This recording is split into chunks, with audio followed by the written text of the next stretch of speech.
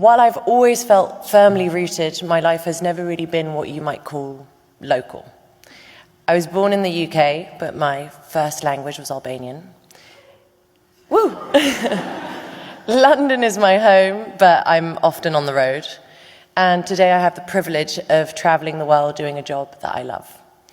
Last year, I played live in 33 cities in 20 countries and sang in 9 different languages.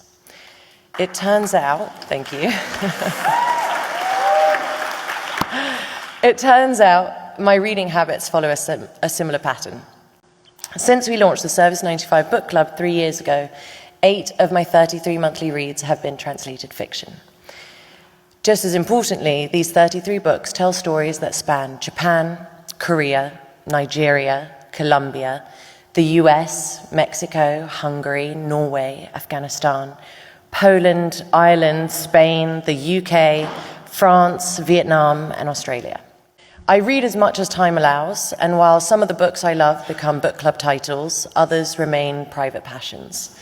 I'm a reader who loves to be immersed in a novel, and I mean really deeply in it.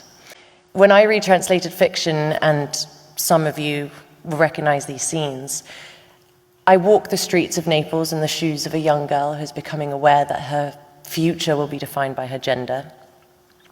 I've borne witness to animals taking revenge on their hunters in rural Poland, or did they? I've gained wisdom I didn't know I needed from a pigeon on a balcony in Mexico City, and as Guadalupe Natal writes, you can't get anything past a pigeon. I've overheard a conversation between French rescue responders who decided not to send help to 30 drowning asylum seekers who believed they would find sanctuary on British soil. Just this year, I've met sworn virgins in Albania. I thought I knew everything about Albania. But it took a Bulgarian writer, a Bulgarian translator, a small British independent publisher, and an international prize for me to find this story. There really isn't anything quite like a book to understand the perspective of others, and translated fiction takes that even further.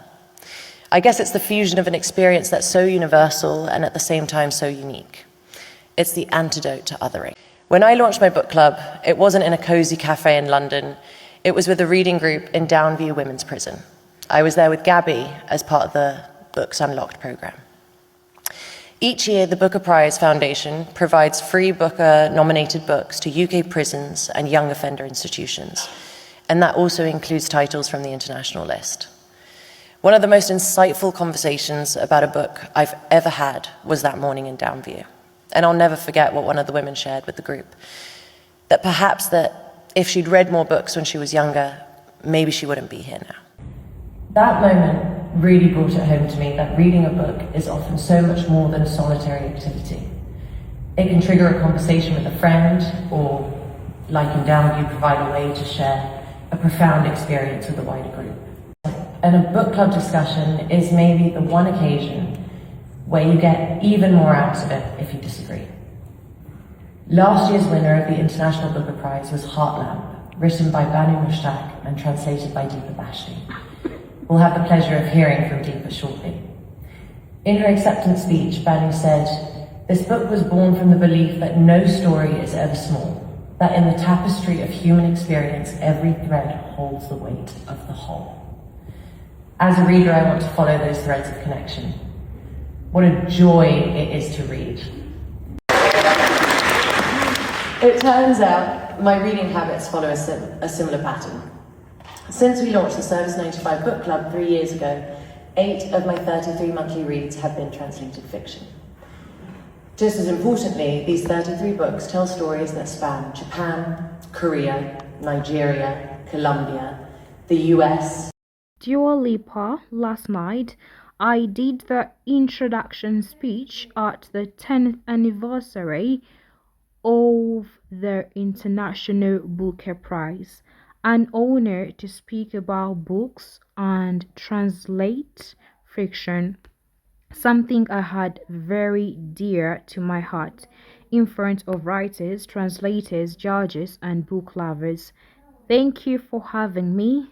The Booker Prize. So we get to see that she definitely explained it so perfectly. So, Dua Lipa, what an evening! Bravo! We are so proud of you, Duo. So beautifully said. So impressed. You will always be a queen. Very happy and proud of Duo to see one of her dreams come true as a book lover.